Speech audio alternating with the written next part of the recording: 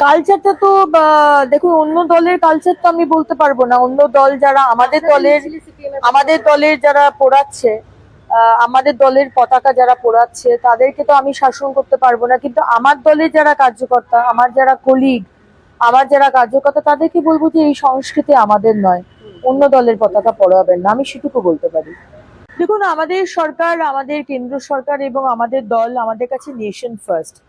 সব বিষয়ে আমরা আজকে কদিন আগে দেখলেন যে আমাদের সম্মানীয় যে education minister Dharmendra Pradhanji resign করলেন। এখন দেখুন, এই পেপার লিক অনেক রাজ্যে হয়েছে। আজকে আমাদের রাজ্যে সিপিএম এর সময় নন্দীগ্রামে গুলি চলেছে। আজকে 26,000 আমাদের শিক্ষক শিক্ষিকার চাকরি গেছে। কিন্তু তার জন্য কি বুদ্ধবাবু নন্দীগ্রামের জন্য রিজাইন করেছেন? তার জন্য কি 26,000 চাকরি যাওয়ার জন্য কি মমতা ব্যানার্জি রিজাইন করেছেন? লিক হয়েছে পেপার, কর্ণাটক গভর্নমেন্ট বাঙ্গারাপ্পাজি কি রিজাইন করেছে? করেননি। কিন্তু আমাদের কাছে না, আমাদের দেশবাসী, আমাদের ছেলেমেয়েরা অত্যন্ত উঁচু প্রায়োরিটিতে আছেন। সেই কারণে আমাদের সম্মানীয় এডুকেশন মিনিস্টার তিনি রিজাইন করলেন। সুতরাং এই অন্যদের যে আজকে বলছেন কাকলি ঘোষ দস্তিদার বা আরো যারা যারা ছিলেন, বেসিক্যালি একটাই এম, সেটা হচ্ছে এগিয়ে নিয়ে যাওয়া দেশকে। কর্মীদের কাছে কি বার্তা যাবে? তারা এতদিন তাদের বিরুদ্ধে প্রশ্ন তুলেছেন, সওয়াল করেছেন, একাধিক নেতা প্রশ্ন তুলেছেন, তারা তো এখনো দলে আসেনি। বৈঠকে যাওয়া মানেই তো দলের মধ্যে আসেননি এখনো। কিন্তু দলের মধ্যে যদি কোনোদিন আসেনও, এখানে discipline is a must. Discipline ছাড়া কিন্তু সবকিছুর, আমি যে কার্যকর্তা হয়ে সব জেনে গেছি এটা কিন্তু ভাবার কোনো কারণ নেই। আজকে কিছু বিষয় আছেন যেটা আমার দলের শীর্ষ নেতৃত্বের মনে হচ্ছেন যে তারা দলে যদি আসেন তাহলে দেশের ভালো হবে, আমাদের দলের ভালো হবে। তো সেইটা হিসেবে হয়তো তারা এখনো তো তারা আসেননি, সুতরাং আগে থেকে এটা স্পেকুলেট করা উচিত নয়। আর যদি দলে আসে তাহলে আমি সঙ্গে সঙ্গে প্রতিবাদ করব, আমি কেন করব, হতে পারে, হ্যাঁ খারাপ লাগতেই পারে। আজকে সায়নী ঘোষ যে শিবলিঙ্গের ওপর কন্ডম পরিয়েছে, সে যদি আজকে দলে, যেটা যারা আমরা হিন্দুত্ব নিয়ে কথা বলি, আমাদের খারাপ লাগতেই পারে।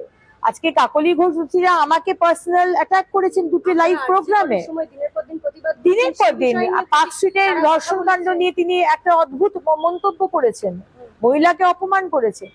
কিন্তু আবার বলবো, দেশ সর্বপ্রথম এবং শীর্ষ নেতৃত্বের ডিসিশন সর্বপ্রথম।